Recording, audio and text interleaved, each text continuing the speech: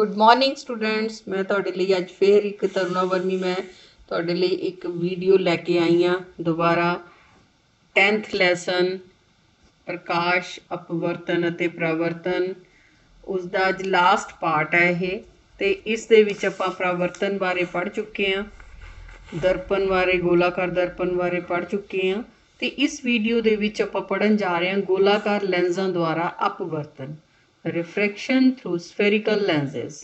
Okay, ਸਭ ਤੋਂ ਪਹਿਲਾਂ ਇਹ ਤਾਂ ਇਸ ਚੀਜ਼ ਨੂੰ ਸਮਝਣਾ ਬਹੁਤ ਜ਼ਰੂਰੀ ਹੈ ਕਿ ਲੈਂਸ ਹੁੰਦਾ ਕੀ ਹੈ।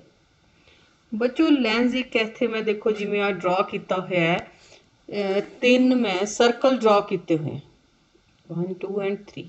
ਓਕੇ, ਇਸ ਦੇ ਵਿੱਚੋਂ ਜਦੋਂ ਇਹ ਕ੍ਰਾਸ ਕਰਦਾ ਹੈ ਸਰਕਲ, ਇਸ ਨੂੰ ਆ ਕੀ ਬਣ ਗਿਆ, ਸ਼ੇਡਡ ਏਰੀਆ ਕੀ ਬਣ ਗਿਆ ਜੀ, ਆ ਮੈਂ ਕੀ ਲਿਖਿਆ ਹੋਇਆ, ਉੱਤਲ ਲੈਂਸ।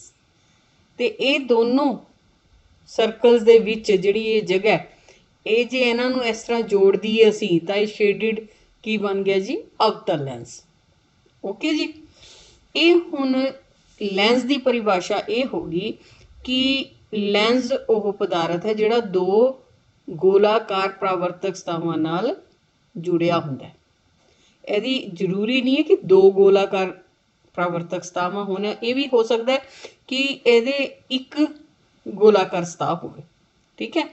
ਪਰ ਇਹ ਵਾਲਾ ਜਿਹੜਾ ਲੈਂਸ ਹੈ ਬਣਿਆ ਹੋਇਆ, ਇਸ ਨੂੰ ਦੋ ਪਾਸੀ ਉੱਤਲ ਲੈਂਸ ਕਹਿੰਦੇ ਆ, ਠੀਕ। ਤੇ ਇਸ ਨੂੰ ਅਵਤਲ ਲੈਂਸ ਹੀ ਕਹਿੰਦੇ, ਇਸ ਨੂੰ ਇੱਕ ਪਾਸੀ ਜਾਂ ਦੋ ਪਾਸੀ ਨਹੀਂ ਕਹਿੰਦੇ, ਇਸ ਨੂੰ ਅਵਤਲ ਲੈਂਸ ਹੀ ਕਹਿੰਦੇ। ਉੱਤਲ ਲੈਂਸ ਤੇ ਅਵਤਲ ਲੈਂਸ ਦੇ ਵਿੱਚ ਇੱਥੇ ਜਿਹੜਾ ਅੰਤਰ ਤੁਹਾਡੇ ਸਾਹਮਣੇ ਦਿਖ ਰਿਹਾ ਤੁਹਾਨੂੰ, ਉਹ ਕੀ ਚੀਜ਼ ਹੈ ਕਿ ਉੱਤਲ ਲੈਂਸ ਜਿਹੜਾ ਹੈ ਉਹ ਕਿਨਾਰਿਆਂ ਵਿੱਚੋਂ ਪਤਲਾ ਤੇ ਵਿਚਕਾਰੋਂ ਚੌੜਾ ਹੁੰਦਾ, ਠੀਕ ਹੈ, ਪੱਤੇ ਦੀ ਆਕਾਰ ਦਾ ਹੁੰਦਾ। ਤੇ ਜਿਹੜਾ ਅਵਤਲ ਲੈਂਸ ਹੈ ਉਹ ਕਿਨਾਰਿਆਂ ਤੋਂ ਚੌੜਾ ਹੈ ਤੇ ਵਿਚਕਾਰੋਂ ਪਤਲਾ ਹੈ। ਇਹ ਦੋ ਇਹਨਾਂ ਦਾ ਦੋਵਾਂ ਦਾ ਮੁੱਖ ਜਿਹੜਾ ਅੰਤਰ ਇਹ ਹੈ। ਹੁਣ ਲੋਕਡਾਊਨ ਕਰਕੇ ਮੈਂ ਤੁਹਾਨੂੰ ਲੈਂਸ ਦਿਖਾ ਨਹੀਂ ਸਕਦੀ, ਮੇਰੇ ਕੋਲ ਘਰ ਪਏ ਨਹੀਂ ਹੈ, ਪਰ ਜੇ ਤੁਸੀਂ ਹੱਥ ਲਾ ਕੇ ਦੇਖੋਗੇ ਤਾਂ ਜਿਹੜਾ ਉੱਤਲ ਲੈਂਸ ਹੈ ਉਹ ਤੁਹਾਨੂੰ ਦੇਖੇ ਗੋਲ ਹੁੰਦੇ ਆ ਲੈਂਸ, ਵੈਸੇ ਜਿਹੜੇ ਆਪਾਂ ਦੇਖਦੇ ਹਾਂ। ਐਨਕਾਂ ਦੇ ਲੈਂਸ ਵੀ ਜਿਹੜੇ ਹੈਗੇ ਆ ਉਹਨਾਂ ਨੂੰ ਵੀ ਦੇਖ ਸਕਦੇ ਹੋ ਤੁਸੀਂ ਵੀ, ਜਿਹੜਾ ਲੈਂਸ ਵਿਚਕਾਰੋਂ ਤੁਸੀਂ ਹੱਥ ਲਾਏ ਤਾਂ ਤੁਹਾਨੂੰ ਮੋਟਾ ਨਜ਼ਰ ਆਵੇ ਤੇ ਕਿਨਾਰਿਆਂ ਤੋਂ ਪਤਲਾ, ਪਤਾ ਚੱਲ ਜਾਂਦਾ ਆਰਾਮ ਨਾਲ ਉਹ ਉੱਤਲ ਲੈਂਸ ਹੈ। ਜਿਹੜਾ ਕਿਨਾਰਿਆਂ ਤੋਂ ਥਿੱਕ ਜਿਹਾ ਹੋਏਗਾ, ਮੋਟਾ ਹੋਏਗਾ, ਉਹ ਜਿਹੜਾ ਹੈ ਉਹ ਅਵਤਲ ਲੈਂਸ ਹੋਏਗਾ। ਕਲੀਅਰ ਹੋ ਗਿਆ ਬੱਚੋ ਇਹ? ਚਲੋ ਹੁਣ ਆਪਾਂ ਬੁੱਕ ਦੇ ਉੱਤੇ ਆਉਂਦੇ ਹਾਂ। ਹੁਣ ਬੁੱਕ ਦੇ ਵਿੱਚ ਜਿਹੜਾ ਹੈ ਇਹ ਅੰਤਰ ਦੇਖੋ ਬਹੁਤ ਸੋਹਣਾ ਦਿੱਤਾ ਹੋਇਆ ਪੇਜ ਨੰਬਰ 194 ਤੇ, ਵੀ ਉੱਤਲ ਲੈਂਸ ਜਿਹੜਾ ਹੈ ਉਸ ਨੂੰ ਅਸੀਂ ਕਿਹੜਾ ਲੈਂਸ ਕਹਿੰਦੇ ਹਾਂ, ਅਭਿਸਾਰੀ ਲੈਂਸ। ਅਭਿਸਾਰੀ ਲੈਂਸ ਕੀ ਹੁੰਦਾ ਬੱਚੋ? ਉੱਤਲ ਲੈਂਸ ਦੀ ਇੱਕ ਖਾਸੀਅਤ ਹੈ ਕਿ ਜਦੋਂ ਪ੍ਰਕਾਸ਼ ਕਿਰਨਾਂ ਇਸ ਵਿੱਚੋਂ ਲੰਘਦੀਆਂ ਤਾਂ ਉਹ ਜਾ ਕੇ ਇੱਕ ਪੁਆਇੰਟ ਉੱਤੇ ਇਕੱਠੀਆਂ ਹੋ ਜਾਂਦੀਆਂ, ਇਹ ਪ੍ਰਕਾਸ਼ ਕਿਰਨਾਂ ਨੂੰ ਇਕੱਠੀਆਂ ਕਰਦਾ, ਠੀਕ ਹੈ। ਤਾਂ ਇਸ ਨੂੰ ਕਿਹੜਾ ਲੈਂਸ ਕਿਹਾ ਜਾਂਦਾ ਹੈ? ਅਭਿਸਾਰੀ ਲੈਂਸ। ਤੇ ਅਵਤਲ ਲੈਂਸ ਦੀ ਕੀ ਹੈ ਵੀ ਇਹ ਪ੍ਰਕਾਸ਼ ਕਿਰਨਾਂ ਨੂੰ ਖਿੰਡਾਉਂਦਾ, ਇੱਧਰਲੇ ਪਾਸੇ ਨੂੰ ਖਿੰਡਦੀਆਂ ਪ੍ਰਕਾਸ਼ ਕਿਰਨਾਂ, ਜਿਹੜੀਆਂ ਲੰਘਣਗੀਆਂ ਉਹ ਇਕੱਠੀਆਂ ਨਹੀਂ ਹੋਣਗੀਆਂ, ਉਹ ਖਿੰਡ ਜਾਣਗੀਆਂ। ਤੇ ਜੇ ਉਹਨਾਂ ਨੂੰ ਅਸੀਂ ਇੱਕ ਡਾਟਡ ਲਾਈਨ ਦੇ ਨਾਲ ਪਿੱਛੇ ਨੂੰ ਜੋੜੀਏ ਤਾਂ ਪਿਛਲੇ ਪਾਸੇ ਜਾ ਕੇ ਉਹ ਜੁੜਦੀਆਂ। ਇਸ ਕਰਕੇ ਜਦੋਂ ਖਿਡਾਉਂਦਾ ਇਹ ਪ੍ਰਕਾਸ਼ ਕਿਰਨਾਂ ਨੂੰ, ਇਸ ਨੂੰ ਅਸੀਂ ਕਹਿੰਦੇ ਹਾਂ ਅਪਸਾਰੀ ਲੈਂਸ। ਪਸਾਰ ਕਰਦਾ ਹੈ, ਫੈਲਾਅ ਕਰਦਾ, ਠੀਕ ਹੈ ਜੀ, ਇਸ ਨੂੰ ਕਹਿੰਦੇ ਹਾਂ ਅਸੀਂ ਅਪਸਾਰੀ ਲੈਂਸ। ਹੁਣ ਬੱਚੋ ਸਭ ਤੋਂ ਪਹਿਲਾਂ ਅਸੀਂ ਕੀ ਕਰਾਂਗੇ ਵੀ ਇਹਨਾਂ ਦੇ ਲੈਂਸਾਂ ਦੇ ਜਿਹੜੇ ਮੇਨ ਪੁਆਇੰਟ ਆਪਾਂ ਦੇਖਾਂਗੇ ਵੀ ਵਕਰਤਾ ਕੇਂਦਰ ਕਿਸ ਨੂੰ ਕਹਿੰਦੇ। ਹੁਣ ਜਿਹੜੇ ਵਕਰਤਾ ਕੇਂਦਰ ਹੁੰਦੇ ਆ ਲੈਂਸਾਂ ਵਿੱਚ, ਦੋ ਵਕਰਤਾ ਕੇਂਦਰ ਹੁੰਦੇ, ਕਿਉਂਕਿ ਲੈਂਸ ਜਿਹੜੇ ਗੋਲੇ ਦਾ ਹਿੱਸਾ ਹੈ ਉਸ ਗੋਲੇ ਦਾ ਕੇਂਦਰ ਜਿਹੜਾ ਹੈ ਉਸਦਾ ਵਕਰਤਾ ਕੇਂਦਰ ਹੁੰਦਾ। ਜਿਵੇਂ ਇਹ ਹੈ C1 ਇਸ ਗੋਲੇ ਦਾ, ਕਿਉਂਕਿ ਉੱਤਲ ਲੈਂਸ ਦੋ ਗੋਲਿਆਂ ਦਾ ਹਿੱਸਾ ਹੈ, ਇਹ ਦੋ ਇਸ ਦੇ ਵਕਰਤਾ ਕੇਂਦਰ ਹੋਣਗੇ C1 ਤੇ C2। ਤੇ ਜਿਹੜਾ ਅਵਤਲ ਲੈਂਸ ਹੈ ਉਹਦੇ ਵੀ ਦੋ ਵਕਰਤਾ ਕੇਂਦਰ ਹੋਣਗੇ, ਇੱਕ ਆਹ ਵਾਲਾ ਇੱਕ ਇਹ ਵਾਲਾ, C1 ਤੇ C2 ਦੋ ਵਕਰਤਾ ਕੇਂਦਰ ਹੁੰਦੇ। ਮੁੱਖ ਧੁਰਾ ਕਿਸ ਨੂੰ ਕਹਿੰਦੇ ਆ? ਜਿਹੜੇ ਲੈਂਸ ਦੇ ਸੈਂਟਰ ਵਿੱਚੋਂ ਜਿਹੜੀ ਇੱਕ ਰੇਖਾ ਲੰਘਦੀ ਹੈ ਉਸ ਨੂੰ ਕਹਿੰਦੇ ਅਸੀਂ ਮੁੱਖ ਧੁਰਾ। ਤੁਸੀਂ ਇਹ ਵੀ ਕਹਿ ਸਕਦੇ ਦੇਖੋ, ਕਿਸੇ ਲੈਂਸ ਦੇ ਦੋਵੇਂ ਵਕਰਤਾ ਕੇਂਦਰਾਂ ਵਿੱਚੋਂ ਲੰਘਣ ਵਾਲੀ ਕਾਲਪਨਿਕ ਸਿੱਧੀ ਰੇਖਾ ਲੈਂਸ ਦਾ ਮੁੱਖ ਧੁਰਾ ਕਹਾਉਂਦੀ ਹੈ। ਲੈਂਸ ਦਾ ਕੇਂਦਰ ਬਿੰਦੂ ਇਸ ਦਾ ਪ੍ਰਕਾਸ਼ ਕੇਂਦਰ ਹੁੰਦਾ ਹੈ। ਕੇਂਦਰ ਬਿੰਦੂ ਮਤਲਬ ਆਹ ਪ੍ਰਕਾਸ਼ ਕੇਂਦਰ ਹੁੰਦਾ ਹੈ। ਓਕੇ ਜੀ। ਤੇ ਗੋਲਾਕਾਰ ਲੈਂਸ ਦੀ ਚੱਕਰਦਾਰ ਰੂਪ ਰੇਖਾ ਦਾ ਪ੍ਰਭਾਵੀ ਵਿਆਸ ਦਾ ਉਸ ਦਾ ਦੁਆਰਕ ਕਹਾਉਂਦਾ ਹੈ। ਓਕੇ। ਅੱਛਾ, ਹੁਣ ਇਸ ਤੋਂ ਬਾਅਦ ਆ ਗਿਆ ਜੀ ਵੀ ਅਸੀਂ ਕਿਵੇਂ ਦੇਖੋ ਉੱਤਰ ਲੈਂਸ ਦਾ ਕਿਵੇਂ ਪਤਾ ਲੱਗੇਗਾ ਕਿ ਇਹ ਕਿਰਨਾਂ ਨੂੰ ਇਕੱਠੇ ਕਰਦਾ। ਅਭਿਸਾਰੀ ਲੈਂਸ ਕਿਵੇਂ ਹੈ, ਤੁਸੀਂ ਬੱਚੋ ਗੇਮ ਵੀ ਖੇਡਦੇ ਹੋ ਵੀ ਉਹ ਲੈਂਸ ਲੈ ਕੇ ਉਸਨੂੰ ਧੁੱਪ ਉਹਦੇ ਨੀਚੇ ਕਾਗਜ਼ ਰੱਖ ਕੇ ਸੂਰਜ ਵੱਲ ਜਦੋਂ ਅਸੀਂ ਉਸਨੂੰ ਦੇਖਦੇ ਹਾਂ ਤਾਂ ਕਰਦੇ ਹਾਂ ਤਾਂ ਉਹ ਸੂਰਜ ਦੇ ਵਿੱਚੋਂ ਨਿਕਲ ਕੇ ਜਿਹੜੀਆਂ ਸਾਰੀਆਂ ਪ੍ਰਕਾਸ਼ ਕਿਰਨਾਂ ਉਹ ਕਾਗਜ਼ ਉੱਤੇ ਜਿੱਥੇ ਪੈਣਗੀਆਂ ਉੱਥੇ ਕਾਗਜ਼ ਜਲਣ ਲੱਗ ਜਾਂਦਾ ਹੈ। ਉਸ ਤੋਂ ਸਾਨੂੰ ਪਤਾ ਲੱਗਦਾ ਵੀ ਸੂਰਜ ਦੀਆਂ ਸਾਰੀਆਂ ਕਿਰਨਾਂ ਨੂੰ ਇਹ ਇੱਕ ਉਸ 'ਤੇ ਇਕੱਠਾ ਕਰ ਦਿੰਦਾ। ਠੀਕ ਹੈ ਜੀ।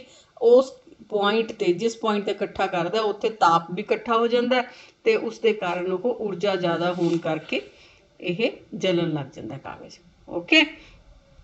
ਹਾਂਜੀ, ਹੁਣ ਮੁੱਖ ਫੋਕਸ ਕਿਸ ਨੂੰ ਕਹਿੰਦੇ ਆ ਵੀ ਆਹ ਜਿਹੜਾ ਹੈ ਜਿਵੇਂ ਮੁੱਖ ਫੋਕਸ ਲਈ ਉੱਤਰ ਲੈਂਸ ਦਾ ਮੁੱਖ ਫੋਕਸ ਜਿੱਥੇ ਪ੍ਰਕਾਸ਼ ਕਿਰਨਾਂ ਇੱਕ ਪੁਆਇੰਟ ਤੇ ਆ ਕੇ ਮੁੱਖ ਧੁਰੇ ਦੇ ਉੱਤੇ ਆ ਮੁੱਖ ਧੁਰਾ ਨਾ ਇਹ ਲਾਈਨ ਜਿਹੜੀ ਜਾ ਰਹੀ ਹੈ ਸਿੱਧੀ ਇਸ ਪੁਆਇੰਟ ਤੇ ਜਿਸ ਪੁਆਇੰਟ ਤੇ ਆ ਕੇ ਇਕੱਠੀਆਂ ਹੁੰਦੀਆਂ ਉਸਨੂੰ ਅਸੀਂ ਮੁੱਖ ਫੋਕਸ ਕਹਿੰਦੇ ਆ। ਜਾਂ ਫਿਰ ਇਹ ਇਕੱਠੀਆਂ ਹੁੰਦੀਆਂ ਪ੍ਰਤੀਤ ਹੁੰਦੀਆਂ। ਪ੍ਰਤੀਤ ਮਤਲਬ ਇਹ ਤਾਂ ਫੈਲਾ ਦਿੰਦਾ ਨਾ ਅਪਸਾਰੀ ਲੈਂਸ ਜਾਂ ਅਵਤਲ ਲੈਂਸ। ਪਰ ਇਸਨੂੰ ਜੇ ਅਸੀਂ ਇਹਨਾਂ ਕਿਰਨਾਂ ਨੂੰ ਪਿੱਛੇ ਨੂੰ ਜਦੋਂ ਵਧਾਈਏ ਤਾਂ ਜਿਹੜੇ ਪੁਆਇੰਟ ਤੇ ਆ ਕੇ ਇਹ ਇਕੱਠੀਆਂ ਹੁੰਦੀਆਂ ਪ੍ਰਤੀਤ ਹੁੰਦੀਆਂ ਉਸਨੂੰ ਅਸੀਂ ਕੀ ਕਹਿੰਦੇ ਹਾਂ ਮੁੱਖ ਫੋਕਸ। ਠੀਕ ਹੈ ਜੀ। ਹੁਣ ਇਸ ਦੇ ਵਿੱਚ ਮੈਂ ਕੁਝ ਕੁਐਸਚਨ ਵੀ ਲਿਖੇ ਹੋਏ ਆ ਕਿ ਲੈਂਸ ਕਿੰਨੀ ਕਿਸਮ ਦੇ ਹੁੰਦੇ ਹਨ। ਲੈਂਸ ਦੋ ਕਿਸਮ ਦੇ ਹੁੰਦੇ ਹਨ। ਉੱਤਰ ਲੈਂਸ ਇੰਗਲਿਸ਼ 'ਚ ਉੱਤਰ ਲੈਂਸ ਨੂੰ ਅਸੀਂ ਕਨਵੈਕਸ ਲੈਂਸ ਵੀ ਕਹਿੰਦੇ ਹਾਂ, ਅਵਤਲ ਲੈਂਸ ਨੂੰ ਕਨਕੇਵ ਲੈਂਸ ਵੀ ਕਹਿੰਦੇ ਹਾਂ। ਅਭਿਸਾਰੀ ਲੈਂਸ ਕੀ ਹੁੰਦੇ ਆ? ਉੱਤਰ ਲੈਂਸ ਨੂੰ ਅਭਿਸਾਰੀ ਲੈਂਸ ਕਹਿੰਦੇ ਕਿਉਂਕਿ ਪ੍ਰਕਾਸ਼ ਕਿਰਨਾਂ ਅਪਵਰਤਨ ਹੋਣ ਤੋਂ ਬਾਅਦ ਇੱਕ ਬਿੰਦੂ ਤੇ ਇਕੱਠੀਆਂ ਹੁੰਦੀਆਂ। ਅਪਸਾਰੀ ਲੈਂਸ ਜਦੋਂ ਪ੍ਰਕਾਸ਼ ਕਿਰਨਾਂ ਖਿੜ ਜਾਂਦੀਆਂ। ਅੱਗੇ ਆ ਗਿਆ ਜੀ ਕਿਸੇ ਲੈਂਸ ਦਾ ਅਪਵਰਤਨ ਅੰਕ ਜਿੰਨਾ ਜ਼ਿਆਦਾ ਹੋਵੇਗਾ ਉਸਦੀ ਫੋਕਸ ਦੂਰੀ ਉਨੀ ਹੀ ਘੱਟ ਹੋਵੇਗੀ। ਹੁਣ ਬੱਚੋ ਜੇ ਫੋਕਸ ਦੂਰੀ ਤੁਸੀਂ ਦੇਖਣੀ ਹੈ ਤਾਂ ਕਿਵੇਂ ਦੇਖੋਗੇ? ਤੁਸੀਂ ਕੀ ਕਰੋਗੇ? ਮੇਰੇ ਕੋਲ ਉਹ ਲੈਂਸ ਨਾ ਹੋਣ ਕਰਕੇ ਮੈਨੂੰ ਬੜੀ ਪ੍ਰੋਬਲਮ ਆ ਰਹੀ ਹੈ ਇਹ ਤੁਹਾਨੂੰ ਸਮਝਾਉਣ 'ਚ। ਅਤੇ ਕਿਉਂਕਿ ਇਹ ਨਾ ਵੀਡੀਓਜ਼ ਤੋਂ ਬਾਅਦ ਆਪਾਂ ਐਕਟੀਵਿਟੀਜ਼ ਦੀਆਂ ਵੀਡੀਓਜ਼ ਵੀ ਬਣਾਵਾਂਗੇ ਉਸ 'ਚ ਤੁਹਾਨੂੰ ਦਿਖਾਉਂਗੀ ਵੀ ਇੱਕ ਤੁਸੀਂ ਫੁੱਟਾ ਲੈ ਲਓ ਉਸ ਦੇ ਉੱਤੇ ਉਸਨੂੰ ਇੱਕ ਦੀਵਾਰ ਨਾਲ ਰੱਖ ਲਓ। ਉਸ ਦੇ ਉੱਤੇ ਜੋ ਤੁਸੀਂ ਲੈਂਸ ਰੱਖ ਕੇ ਜਿਵੇਂ ਹੁਣ ਆਹ ਸਕੇਲ ਹੈ ਸਕੇਲ ਦੇ ਉੱਤੇ ਤੁਸੀਂ ਆਹ ਦੀਵਾਰ ਹੈ ਐਵੇਂ ਇਹਦੇ 'ਤੇ ਬਣੇ ਹੁੰਦੇ ਆ ਨਾ 1 2 3 4 ਐਵੇਂ ਸੈਂਟੀਮੀਟਰ ਬਣੇ ਹੁੰਦੇ। ਤੁਸੀਂ ਇੱਥੇ ਲੈਂਸ ਰੱਖ ਲਿਆ। ਲੈਂਸ ਦੇ ਵਿੱਚੋਂ ਪਿੱਛੋਂ ਜਿਹੜੀ ਵਧੀਆ ਮਤਲਬ ਜਿੱਥੇ ਪ੍ਰਤੀਬਿੰਬ ਬਣੇਗਾ ਠੀਕ ਹੈ ਵਸਤੂ ਦਾ ਜਿਹੜੇ ਪਿੱਛੇ ਵਸਤੂ ਹੈ ਨਾ ਉਹ ਇੱਥੇ ਦੀਵਾਰ 'ਤੇ ਪ੍ਰਤੀਬਿੰਬ ਬਣੇਗਾ ਉਹ ਲੈਂਸ ਦਾ ਜਿਹੜਾ ਹੈ ਉਹ ਫੋਕਸ ਦੂਰੀ ਹੋਏਗੀ। ਜਿੰਨੇ ਦੂਰ ਜਾ ਕੇ ਪ੍ਰਤੀਬਿੰਬ ਬਣੇਗਾ ਉਸਨੂੰ ਕਹਿੰਦੇ ਹਾਂ ਅਸੀਂ ਉਸਦੀ ਫੋਕਸ ਦੂਰੀ। ਓਕੇ ਜੀ। ਹੁਣ ਇਹ ਅਸੀਂ ਹੈ ਜੀ ਉੱਤਰ ਲੈਂਸ ਅਤੇ ਅਵਤਲ ਲੈਂਸ ਦੁਆਰਾ ਵੱਖ-ਵੱਖ ਸਥਿਤੀਆਂ 'ਤੇ ਰੱਖੇ ਹੋਏ ਵਸਤੂ ਦਾ ਪ੍ਰਤੀਬਿੰਬ ਚਿੱਤਰ ਰਾਹੀਂ ਬਣਾਉਣਾ। ਬੱਚੋ ਇਹ ਇੱਥੇ ਹੀ ਨਹੀਂ ਇਹ ਤੁਹਾਡੀ ਕਿਤਾਬ ਦੇ ਵਿੱਚ ਵੀ ਦਿੱਤਾ ਹੋਇਆ। ਆਪਾਂ ਬੁੱਕ ਦੇ ਵਿੱਚ ਖੋਲ੍ਹਦੇ ਹਾਂ। ਇਹ ਤਾਂ ਤੁਹਾਡੇ ਦਿੱਤੀਆਂ ਹੋਈਆਂ ਵੀ ਵੱਖ-ਵੱਖ ਸਥਿਤੀਆਂ 'ਤੇ ਵੀ ਕਿਵੇਂ ਪ੍ਰਤੀਬਿੰਬ ਦੀ ਸਥਿਤੀ ਕੀ ਹੋ ਜੇ ਵਸਤੂ ਕਿੱਥੇ ਪਈ ਹੋਵੇ ਤਾਂ ਪ੍ਰਤੀਬਿੰਬ ਕਿੱਥੇ ਬਣਦਾ। ਇਹ ਤੁਹਾਡੇ ਪੇਜ ਨੰਬਰ 197 ਉੱਤੇ ਇਹ ਦਿੱਤਾ ਹੋਇਆ ਵੀ ਜੇ ਅਨੰਤ 'ਤੇ ਵਸਤੂ ਹੈ ਇਹ ਉੱਤਰ ਲੈਂਸ 'ਚ ਹੈ ਪਹਿਲਾਂ। ਜੇ ਅਨੰਤ 'ਤੇ ਵਸਤੂ ਹੈ ਤਾਂ ਜਿਹੜੀ ਪ੍ਰਤੀਬਿੰਬ ਹੈ ਉਹ F2 'ਤੇ ਬਣੇਗਾ ਬਹੁਤ ਹੀ ਛੋਟਾ ਬਣੇਗਾ। ਵਾਸਤਵਿਕ ਤੇ ਉਲਟਾ ਬਣੇਗਾ। ਇੱਕ ਚੀਜ਼ ਤੁਸੀਂ ਇੱਥੇ ਧਿਆਨ ਦਿਓ ਕਿ ਉੱਤਰ ਲੈਂਸ ਦੇ ਵਿੱਚ ਹਰ ਸਥਿਤੀ ਦੇ ਵਿੱਚ ਪ੍ਰਤੀਬਿੰਬ ਵਾਸਤਵਿਕ ਅਤੇ ਉਲਟਾ ਬਣ ਰਿਹਾ। ਠੀਕ ਹੈ। ਪਰ ਸਿਰਫ ਜੇ ਵਸਤੂ ਫੋਕਸ F ਅਤੇ ਪ੍ਰਕਾਸ਼ੀ ਕੇਂਦਰ O ਮਤਲਬ ਜਿਹੜੇ ਆ ਉੱਤਰ ਲੈਂਸ ਹੈ ਇਹ O ਹੈ ਪ੍ਰਕਾਸ਼ੀ ਕੇਂਦਰ ਇਹ F ਹੈ। ਜੇ ਇਹਦੇ ਵਿਚਕਾਰ ਵਸਤੂ ਆ ਜਾਏਗੀ ਇੰਨੀ ਨੇੜੇ ਆ ਜਾਏਗੀ ਤਾਂ ਜਿਹੜਾ ਪ੍ਰਤੀਬਿੰਬ ਹੈ ਉਹ ਇੱਧਰਲੇ ਪਾਸੇ ਬਣੇਗਾ ਆਭਾਸੀ ਅਤੇ ਸਿੱਧਾ ਬਣੇਗਾ। ਨਹੀਂ ਇੱਧਰਲੇ ਪਾਸੇ ਹੀ ਸਾਰੇ ਬਣਨਗੇ ਪੁੱਠੇ ਅਤੇ ਉਲਟੇ ਅਤੇ ਵਾਸਤਵਿਕ। ਜਿਹੜਾ ਉਲਟਾ ਪ੍ਰਤੀਬਿੰਬ ਹੈ ਉਹ ਵਾਸਤਵਿਕ ਹੁੰਦਾ। ਠੀਕ ਜੀ। ਉਸ ਤੋਂ ਬਾਅਦ ਅਵਤਲ ਲੈਂਸ ਵਿੱਚ ਜਿਹੜੀ ਪ੍ਰਤੀਬਿੰਬ ਦੀਆਂ ਸਥਿਤੀਆਂ ਹੈ ਕਿਵੇਂ ਦਾ ਬਣਦਾ ਉਹ ਦੇਖੋ। ਅਵਤਲ ਲੈਂਸ 'ਚ ਹਮੇਸ਼ਾ ਪ੍ਰਤੀਬਿੰਬ ਜਿਹੜਾ ਹੈ ਆਭਾਸੀ ਅਤੇ ਸਿੱਧਾ ਹੀ ਬਣਦਾ ਹੈ। ਇਹਨਾਂ ਦੀਆਂ ਡਾਇਗਰਾਮਸ ਅੱਗੇ ਦਿੱਤੀਆਂ ਹੋਈਆਂ, ਉਹ ਕਰੋ ਨਾਲ ਤਾਂ ਤੁਹਾਨੂੰ ਸਾਰਾ ਪਤਾ ਲੱਗ ਜਾਊਗਾ।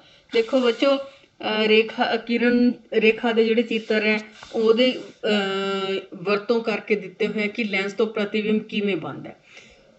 ਇਹਦੀਆਂ ਕੁਝ ਮੇਨ ਉਹ ਦਿੱਤੇ ਹੋਏ ਆ ਰੂਲ, ਜਿਹਨੂੰ ਕਹਿ ਦਿੰਦੇ ਅਸੀਂ ਵਸਤੂ ਤੋਂ ਮੁੱਖ ਧੁਰੇ ਦੇ ਸਮਾਨਾਂਤਰ ਆਉਣ ਵਾਲੀ ਕੋਈ ਪ੍ਰਕਾਸ਼ ਕਿਰਨ ਉੱਤਲ ਲੈਂਸ ਤੋਂ ਅਪਵਰਤਨ ਤੋਂ ਬਾਅਦ ਚਿੱਤਰ ਵਿੱਚ ਦਰਸਾਏ ਅਨੁਸਾਰ ਲੈਂਸ ਦੇ ਦੂਜੇ ਪਾਸੇ ਮੁੱਖ ਫੋਕਸ ਵਿੱਚੋਂ ਲੰਘਦੀ ਹੈ। ਜਿਵੇਂ ਮੁੱਖ ਫੋਕਸ ਦੋ ਹੈ ਲੈਂਸ ਦੇ, ਇੱਕ ਇੱਧਰ ਇੱਕ ਇੱਧਰ।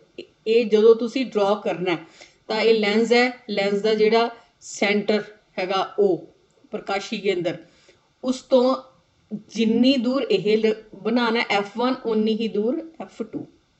ਓਕੇ ਜੀ। ਜਿਹੜੀ ਇਹ ਪਹਿਲਾਂ ਇੱਕ ਰੇਖਾ ਆਏਗੀ ਪ੍ਰਕਾਸ਼ ਰੇਖਾ, ਉਹ ਪਹਿਲਾਂ ਇਹਦੇ ਵਿੱਚੋਂ ਲੰਘੇਗੀ ਮੁੱਖ ਫੋਕਸ ਚੋਂ ਇੱਧਰਲੇ ਪਾਸੇ ਤੋਂ, ਠੀਕ ਹੈ। ਤੇ ਦੂਸਰੀ ਜਿਹੜੀ ਆਊਗੀ ਉਹ ਦੂਸਰੀ ਕਿੱਥੋਂ ਲੰਘੂਗੀ, ਇਹਦੇ ਵਿੱਚੋਂ ਪ੍ਰਕਾਸ਼ੀ ਕੇਂਦਰ ਚੋਂ।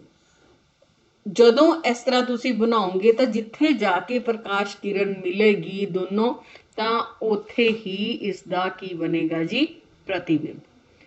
ਓਕੇ ਜੀ।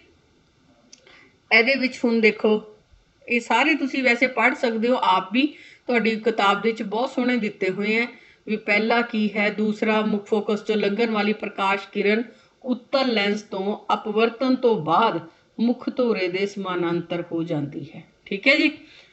ਉਸ ਤੋਂ ਬਾਅਦ ਤੀਸਰਾ ਹੈ ਲੈਂਸ ਦੇ ਪ੍ਰਕਾਸ਼ ਕੇਂਦਰ ਵਿੱਚੋਂ ਲੰਘਣ ਵਾਲੀ ਪ੍ਰਕਾਸ਼ ਕਿਰਨ ਅਪਵਰਤਨ ਤੋਂ ਬਾਅਦ ਬਿਨਾਂ ਕਿਸੇ ਮੁੜੇ ਰਹਿ ਜਾਂਦੀ ਹੈ, ਮੁੜਨ ਤੋਂ ਰਹਿ ਜਾਂਦੀ ਹੈ।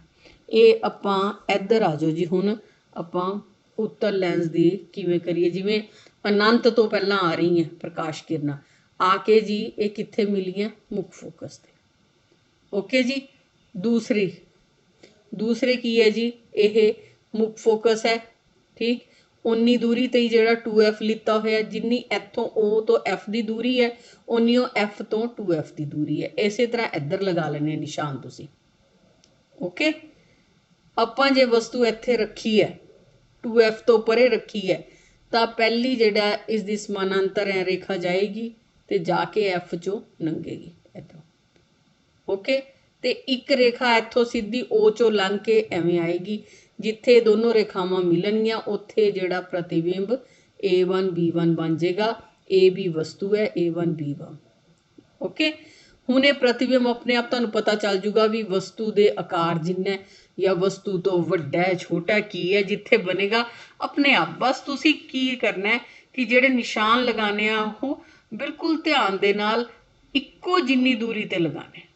O ਤੋਂ F1 ਜਿੰਨੀ ਦੂਰੀ ਤੇ ਹੈ ਓਨਾ ਹੀ F1 ਤੋਂ 2F ਦੀ ਦੂਰੀ, ਓਨੀ O ਤੋਂ F2 ਦੀ ਦੂਰੀ, F2 ਤੋਂ 2F2 ਦੀ ਦੂਰੀ। ਓਕੇ ਜੀ। ਹੁਣ C 'ਚ ਦੇਖੋ ਤੁਸੀਂ, ਵਸਤੂ ਜੇ 2F ਤੇ ਰੱਖੀ ਹੋਈ ਹੈ ਤਾਂ ਫਿਰ ਤੁਸੀਂ ਦੇਖੋ ਕਿਵੇਂ ਪ੍ਰਤੀਬਿੰਬ ਬਣਦਾ। ਪਹਿਲਾਂ ਇੱਥੇ ਗਈ, ਫਿਰ ਇੱਧਰੋਂ F 'ਚੋਂ ਨਿਕਲੀ, ਫਿਰ ਦੂਸਰੀ। ਇਹ ਦੋਨੋਂ ਪੱਕੀਆਂ ਚੀਜ਼ ਹੈ। ਪਹਿਲਾਂ ਤਾਂ ਸਿੱਧੀ ਸਮਾਨਾਂਤਰ ਆਏਗੀ ਰੇਖਾ, ਫਿਰ ਇੱਥੋਂ ਜਾਏਗੀ F 'ਚੋਂ ਨਿਕਲੇਗੀ, ਦੂਸਰੀ ਸਿੱਧੀ ਹੋਈ ਪ੍ਰਕਾਸ਼ੀ ਕੇਂਦਰ 'ਚੋਂ ਲੰਘ ਕੇ ਆਏਗੀ, ਜਿੱਥੇ ਇਹ ਆ ਕੇ ਮਿਲਣਗੀਆਂ ਉੱਥੇ ਪ੍ਰਤੀਬਿੰਬ ਤੁਸੀਂ ਬਣਾ ਦੇਣਾ, ਠੀਕ ਹੈ ਜੀ। ਇਹ ਉੱਤਲ ਲੈਂਸ ਵਿੱਚ ਵਸਤੂ ਦੀ ਸਥਿਤੀ ਤੇ ਉਹਦੇ ਮੁਤਾਬਿਕ ਜਿਹੜੀ ਪ੍ਰਤੀਬਿੰਬ ਦੀ ਸਥਿਤੀ ਹੈ, ਪ੍ਰਤੀਬਿੰਬ ਵੱਡਾ ਬਣ ਰਿਹਾ, ਛੋਟਾ ਬਣ ਰਿਹਾ, ਬਰਾਬਰ ਦਾ ਬਣ ਰਿਹਾ, ਜਾਂ ਇਹ ਜਿਹੜਾ ਲਾਸਟ ਵਾਲਾ ਤੁਸੀਂ F ਦੇਖ ਰਹੇ ਹੋ ਉਸ ਵਿੱਚ ਕਿੱਥੇ ਬਣ ਰਿਹਾ, ਜਿਹੜਾ ਆਭਾਸੀ ਅਤੇ ਸਿੱਧਾ ਪ੍ਰਤੀਬਿੰਬ ਬਣ ਰਿਹਾ। ਓਕੇ ਜੀ। ਇਹ ਉਸੇ ਪਾਸੇ। ਤੇ ਅੱਗੇ ਹੈ ਜੀ ਅਵਤਲ ਲੈਂਸ ਦੁਆਰਾ ਬਣੇ ਪ੍ਰਤੀਬਿੰਬ ਦੀ ਪ੍ਰਕਿਰਤੀ। ਇਹ ਅਨੰਤ ਤੋਂ ਜਿਹੜੀਆਂ ਆ ਰਹੀਆਂ ਉਹ ਆ ਕੇ ਇੱਥੇ F ਤੇ ਇੱਧਰਲੇ ਪਾਸੇ ਜੇ ਜੋੜੋ ਤਾਂ ਇੱਧਰ ਆ ਕੇ ਮਿਲਦੀ ਹੈ। ਫਿਰ ਉਸ ਤੋਂ ਬਾਅਦ ਜੇ ਵਸਤੂ 2F ਔਰ F1 ਦੇ ਵਿੱਚ ਰੱਖੀ ਹੋਈ ਹੈ ਤਾਂ ਕਿਵੇਂ ਬਣੇਗਾ ਪ੍ਰਤੀਬਿੰਬ। ਇਹ ਇੱਥੇ ਜਾ ਕੇ ਇੱਧਰੋਂ ਚਲੀ ਗਈ, ਇੱਥੋਂ ਸਿੱਧੀ ਪ੍ਰਕਾਸ਼ੀ ਕੇਂਦਰ 'ਚੋਂ ਲੰਘੀ। ਇਹ ਇਸ ਇੱਥੋਂ ਜਦੋਂ F1 'ਚੋਂ ਲੰਘਾਈ ਤਾਂ ਇੱਥੇ ਜਿੱਥੇ ਬਣਿਆ ਉਹ ਛੋਟਾ ਜਿਹਾ ਪ੍ਰਤੀਬਿੰਬ ਆਭਾਸੀ ਤੇ ਸਿੱਧਾ ਬਣਿਆ। ਇਹ ਹੋ ਗਿਆ ਉੱਤਲ ਲੈਂਸ ਤੇ ਅਵਤਲ ਲੈਂਸ ਦੇ ਵਿੱਚ ਪ੍ਰਤੀਬਿੰਬਾਂ ਦਾ ਬਣਨਾ। ਉਸ ਤੋਂ ਬਾਅਦ ਲੈਂਸ ਦਾ ਸੂਤਰ ਆ ਗਿਆ। ਇਹ ਮੈਂ ਇੱਥੇ ਕੀਤਾ ਹੋਇਆ। उत्तर ਲੈਂਸ ਦੀ ਫੋਕਸ ਦੂਰੀ ਧਨਾਤਮਕ ਹੁੰਦੀ ਹੈ ਤੇ ਅਵਤਲ ਲੈਂਸ ਦੀ ਫੋਕਸ ਦੂਰੀ ऋणात्मक ਹੁੰਦੀ ਹੈ। ਲੈਂਸ ਸੂਤਰ ਵਸਤੂ ਤੋਂ ਲੈਂਸ ਦੀ ਦੂਰੀ u, ਪ੍ਰਤੀਬਿੰਬ ਦੀ ਲੈਂਸ ਤੋਂ ਦੂਰੀ v ਤੇ ਫੋਕਸ ਦੂਰੀ f। ਇਹ ਤਿੰਨੋਂ ਲੈਟਰ ਸਮਾਲ ਰੱਖਣੇ ਹੈ ਤੇ ਲੈਂਸ ਸੂਤਰ ਕੀ ਬਣ ਗਿਆ 1/v minus 1/u is equal to 1/f। ਸਾਰ ਇਹ ਸੂਤਰ ਗੋਲਾਕਾਰ ਲੈਂਸ ਦੀਆਂ ਸਾਰੀਆਂ ਸਥਿਤੀਆਂ ਵਿੱਚ ਲਾਗੂ ਹੁੰਦਾ ਹੈ ਤੇ ਵੜ ਦਰਸ਼ਨ ਜਿਵੇਂ ਆਪਾਂ ਦਰਪਣ ਦਾ ਕੱਢਿਆ ਸੀ ਉਹੀ ਸੇਮ ਵੜ ਦਰਸ਼ਨ ਹੋਣੀ। ਠੀਕ ਹੈ ਜੀ, ਪ੍ਰਤੀਬਿੰਬ ਦੀ ਉਚਾਈ ਬਟਾ ਵਸਤੂ ਦੀ ਉਚਾਈ। ਇਹ ਹੋ ਗਿਆ ਤੁਹਾਡਾ ਵੀ ਵੜ ਦਰਸ਼ਨ ਕਿਵੇਂ ਬਣਾਉਣਾ। ਹੋਰ ਤੇ ਲੈਂਸ ਦੀ ਸ਼ਕਤੀ, ਹੁਣ ਇੱਕ ਵੀ ਲੈਂਸ ਕਿੰਨੀ ਸ਼ਕਤੀ ਦਾ ਲੈਂਸ ਹੈ, ਕਿੰਨੇ ਪਾਵਰ ਦਾ ਲੈਂਸ ਹੈ। अपनी अखां दे विच आपां लगवांदे हैं ना भी किन्नी पावर का लैंस लग्या होया, वो किवें कढदे हैं। कहंदे किसी लैंस द्वारा प्रकाश किरणां नूं अभिसारित जां अपसारित करन दी मात्रा दी उसकी शक्ति कहते हैं। इसनूं कैपीटल P नाल दर्शाउंदे हैं। इहनूं कढदे किवें लैंस की शक्ति बराबर है 1 फोकस दूरी, मतलब P बराबर है 1/f। इसकी इकाई की है डायोप्टर, जिसनूं असीं D दे नाल लिखते हैं। ठीक है, ਇਹ ਹੁਣ ਇਹ ਤੁਸੀਂ ਬਹੁਤ ਧਿਆਨ ਨਾਲ ਸਾਰਾ ਕਰਨਾ ਹੈ। ਇਸ ਦੇ ਕਈ ਕੁਐਸਚਨ ਇੱਥੇ ਮੈਂ ਦਿੱਤੇ ਹੋਏ ਹੈ। ਕਿਵੇਂ ਹੈ ਡਾਇਓਪਟਰ ਸਮਰੱਥਾ ਦੀ ਪਰਿਭਾਸ਼ਾ ਦਿਓ, ਲੈਂਸ ਦੀ ਸਮਰੱਥਾ ਜਿਹੜੀ ਜਿਸ ਦੀ ਫੋਕਸ ਦੂਰੀ 1 ਮੀਟਰ ਹੈ। ਓਕੇ ਜੀ, ਤੇ ਇਹ ਬਾਕੀ ਕੁਐਸਚਨ ਤੁਹਾਡੇ ਕਿਤਾਬ ਦੇ ਹੈ। ਇਹ ਮੈਨੂੰ ਪੂਰਾ ਉਮੀਦ ਹੈ ਕਿ ਇਹ ਲੈਸਨ ਹੁਣ ਤੁਹਾਡੀ ਸਮਝ ਆ ਗਿਆ ਹੋਵੇਗਾ ਬੱਚੋ। ਕੋਈ ਪ੍ਰੋਬਲਮ ਹੋਏਗੀ ਤਾਂ ਤੁਸੀਂ ਮੈਨੂੰ ਦੱਸਣਾ। Thank you.